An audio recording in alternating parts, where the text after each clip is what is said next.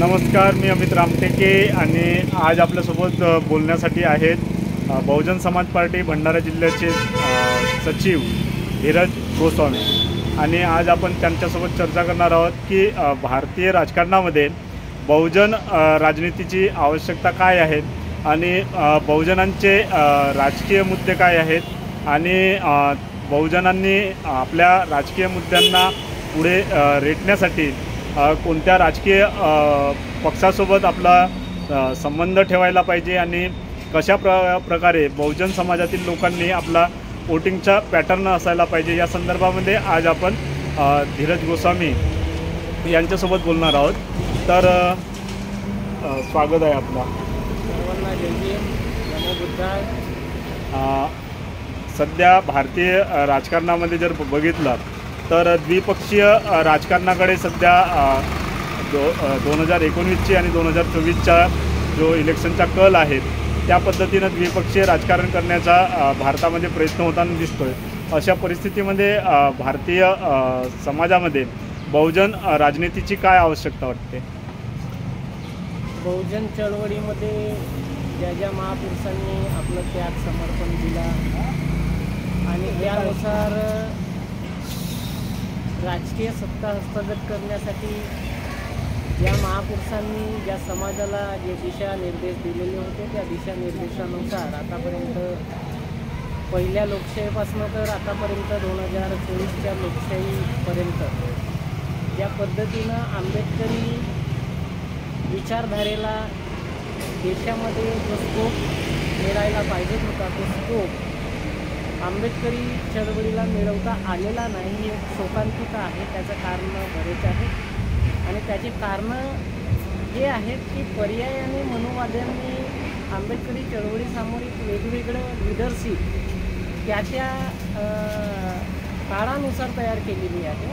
त्या काळानुसार ते लिडरशिप तयार झाल्यामुळे आंबेडकरी जनता त्या लिडरशिपच्या मागे गेल्याने आंबेडकरी चळवळीला कुठे ना कुठे तडा गेल्यासारखं झालेलं आहे आणि आंबेडकरी चळवळ आणि आंबेडकरी चळवळीला मानणारा लोकशाही भिमुख जो काही मतदार आहे तो आपल्याला अनसिक्युअर लोकशाहीमध्ये अनसिक्युअर असं पाहतो आहे की त्याला असं वाटतं की आज ना उद्या ही अपेक्षा आपली पूर्ण होणार, परंतु ती अपेक्षा पूर्ण न होण्याचे कारण हे आहे की आपण संघटित नाही आहोत आणि संघटित न होण्याचं एकच कारण आहे की आपण आपल्या समाजामध्ये एक ध्येय आणि एक वाक्यता हे जे निश्चित जेथपर्यंत करणार नाही तेथपर्यंत आपण एक उद्देश ठेवणार नाही तेथपर्यंत आपण आपल्या राजकीय चळवळीला मोठंही करू शकणार नाही आणि मतदारांनी आणि आंबेडकरी चळवळीतील विशेष करून जे काही विद्वान समजतात स्वतःला त्यांनी जे 5 वर्ष वेगवेगळ्या मोठ्या स्टेजवर जाऊन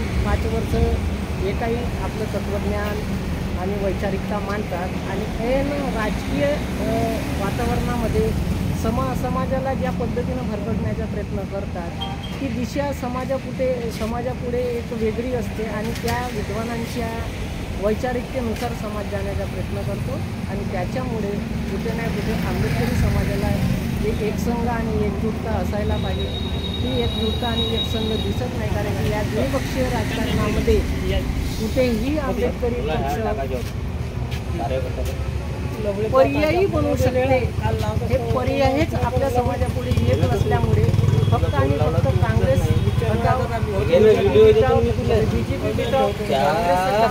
दोनच माध्यम समाजापुढे दाखवण्यात येतात, एक सेक्युलरच्या नावाखाली आणि एक हिंदुत्वाच्या नावाखाली. आणि त्याच्यातला सर्वात मोठा कारण असं आहे की आतापर्यंत आंबेडकरी पक्षांनी कट्टर हिंदुत्ववादाचा विरोध केलेला आहे आणि कट्टर हिंदुत्ववादाच्या विरोधामध्ये त्यांनी फक्त पर्याय काँग्रेस समजलेला आहे आणि काँग्रेस पर्याय समजल्यामुळे जे आंबेडकरी चळवळीतील जे राष्ट्रीय दर्जाचे पक्ष आहेत, आंबेडकरी चळवळीतील जे घटक पक्ष आहेत जे स्वतःला सेक्युलर समजतात आणि ते सेक्युलर समजून जे काही गटातटाचं राजकारण करतात त्या गटातटाच्या राजकारणामुळे जे राष्ट्रीय दर्जाचा पक्ष आहे हा कुठे नाही कुठे त्याला खिंडार पाडून मतदारांमध्ये एक वेगळं संभ्रम तयार करतात आणि त्या संभ्रमातून जो काही वोट पोलरायझेशन होते हा एकसंघ न होता ज्या छत्रछायाखाली यायला पाहिजे, ज्या राष्ट्रीय पक्षाच्या छत्रछायाखाली यायला पाहिजे, जर आपण एकंदरीत विचार केला तर देशाच्या पातळीवर फक्त आणि फक्त एकच राष्ट्रीय पक्ष आता आंबेडकरी चळवळीचा उरलेला आहे. तो राष्ट्रीय पक्ष म्हटलं तर बहुजन समाज पार्टी आहे आणि त्याचा एक झेंडा आहे, एक निशाण आहे. आणि पर्यायाने आंबेडकरी पक्षांमध्ये जरी गटतट जरी असले तरी हे आजच्या राष्ट्रीय पक्षाच्या बहुवादी पक्षाला तडजोड किंवा तेवढं तोडीचं उत्तर देऊ शकत नाही जेवढं तो राष्ट्रीय पक्ष देऊ शकतो. तर त्या राष्ट्रीय पक्षाच्या छत्राच्या हाताखाली या सर्व होण्याची गरज असं मला वाटते आजच्या काळामध्ये. आणि ते काळाची गरज आहे आणि त्यानुसार मतदारांनी समजून घ्यावं, आंबेडकरी विचारकांनीही समजून घ्यावं, आंबेडकरी विचारकांनी समजून घ्यावं आणि त्या दिशेनं तर बरं राहील असं मला वाटतं.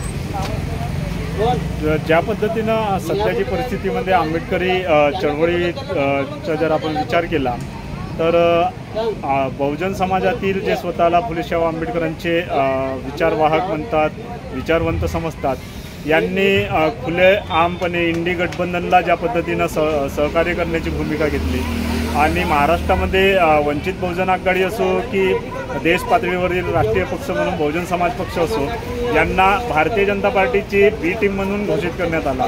तर खरोखरच इंडी गठबंधनसोबत आंबेडकरी समाज गेल्यामुळे आंबेडकरी राजकारणाचं अस्तित्व कायम राहील असं वाटतं.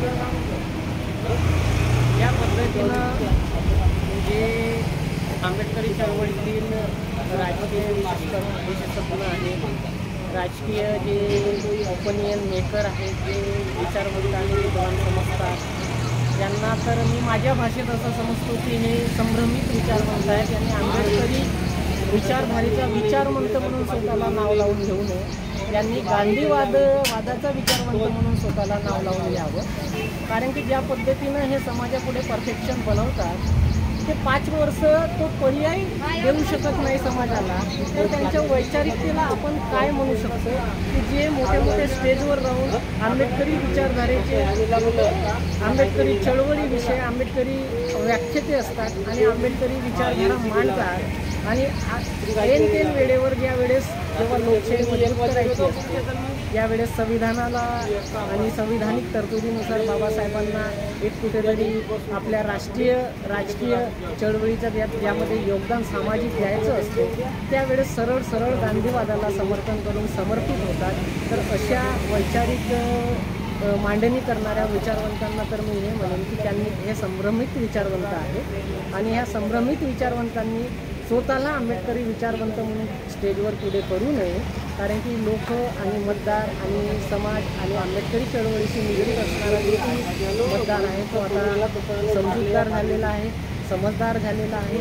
अलीकडे एक वेगळी पोस्ट बऱ्याचपैकी व्हायरल झालेली होती की महाराष्ट्रातील विचारवंतांनी संविधानाची जबाबदारी काँग्रेसच्या खांद्यावर दिली.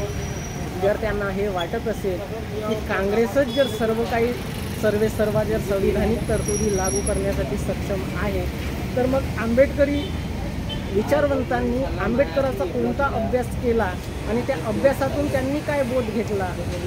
खरंच त्यांनी आंबेडकरी चळवळीला राजकीयदृष्ट्या मोठं करण्यासाठी खरंच पर्यायी म्हणून एखाद्या पक्षाला 5 वर्ष तरी प्रमोट केला का, किंवा समाजापुढे त्यांची नीती आणि त्यांचे नियम नेले का, किंवा त्यांनी स्वतःहून पुढाकार घेऊन नाही राष्ट्रीय दर्जाच्या पक्षाला परंतु एक क्षेत्रीय दर्जाच्या पक्षाला सुद्धा मतदान करण्यासाठी समाजाला आव्हानित केलं का. आणि नसल केलं तर त्यांनी जर मनुवाद्यांनी बनवलेले आंबेडकरी पक्षाविषयी जे काही बी टीम आहेत, सी टीम आहेत किंवा जे काही AB टीम आहेत, हे जे काही टीमच्या वल्गना होतात किंवा जो काही परफेक्शन समाजापुढे बनवण्यात येते याच्यासाठी कॉन्ट्रोवर्सी किंवा पूरक असं काहीतरी वैचारिक दृष्टिकोन ठेवून समाजापुढे जाऊन त्यांच्या समाजापुढे जाऊन त्या विचाराशी काय वेगळं आहे आणि आपण त्या विचाराच्या पलीकडे काय विचार समाजाला देऊ शकतो हे 5 वर्ष करण्याची जबाबदारी त्यांची होती. परंतु त्यांनी न करता सरळ आपले विचार गांधी आणि गोळवळकर वादाला जर समर्थन केले असतील तर ह्या विचारवंत आणि हे वैचारिक दृष्टिकोन समाजाला नक्कीच घातक आहे. आणि या वैचारिक दृष्टिकोनातून आंबेडकरी चळवळ कधीच पुढे जाऊ शकत नाही, आंबेडकरी राजकीय चळवळ पुढे जाऊ शकत नाही. विचारवंतांनी हे लक्षात घेण्याची गरज आहे. विचारवंतांवर माझा रोष नाही आहे, विचारवंतांवर माझा आरोप नाही आहे, परंतु ज्या पद्धतीनं त्यांनी जे परफेक्शन बनवलेलं आहे त्या परफेक्शनवर माझा आरोप. धन्यवाद भाऊ, तुम्ही आपले विचार ह्या बहुजन समाजाची राजकीय भारतीय राजकारणातील महत्त्व याविषयी आपले अतिशय महत्त्वाचे विचार आपण इथं मांडलेत. धन्यवाद.